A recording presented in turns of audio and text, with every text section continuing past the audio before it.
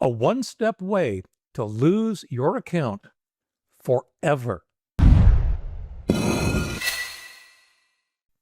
Hi everyone, Leo Notenboom here for askleo.com.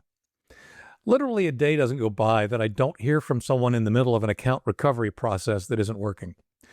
Well, I try to help out to the degree that I can, usually with instructions that are often no more than the service provider's instructions, perhaps translated into clearer English.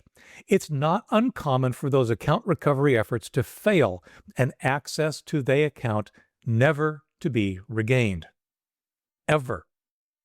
So, at the risk of being seen as blaming the victim, to be super blunt about it, most of the time, it's the account owner's own fault.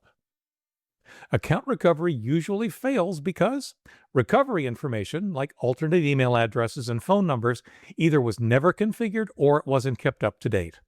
It's important to set and review those regularly to make sure they'll be there if and when you need them. Let's dive a little deeper. Almost every online service has ways to recover lost passwords or regain access to accounts. Those account recovery processes typically involve sending an email to an alternate email address, a text message to a phone, or something else. Those are reliable ways to prove you are the rightful owner of the account and should be allowed back in. Anything less would allow hackers to impersonate you or otherwise scam the system to break into accounts where they have no business being. The problem?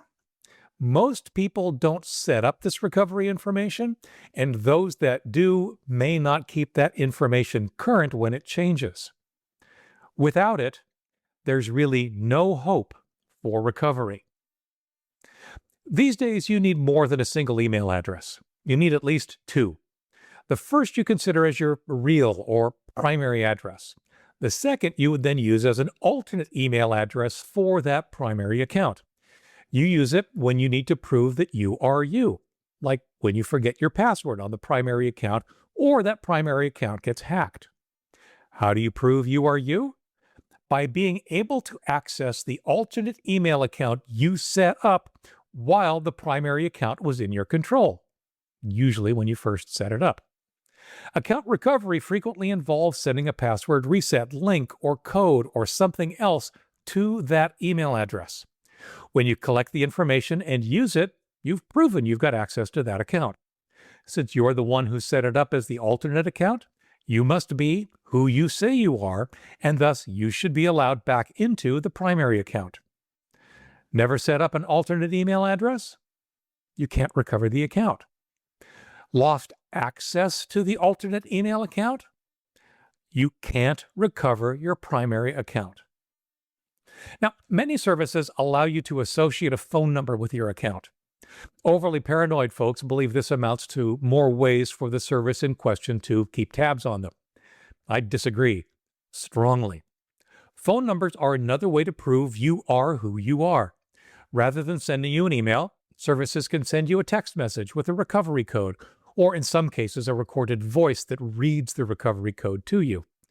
Your ability to receive a code at the phone number you provided proves you must be you and should be allowed back into the account.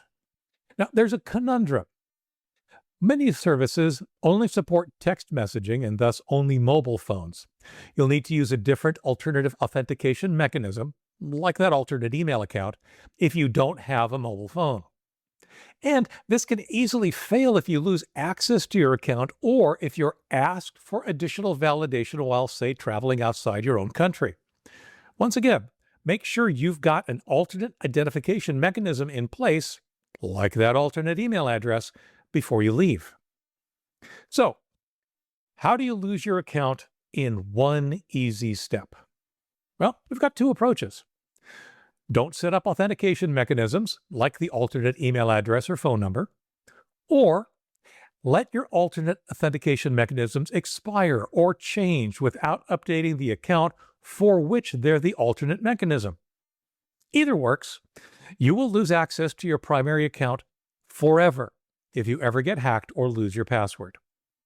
So, I hope it's clear that I want you to not do that.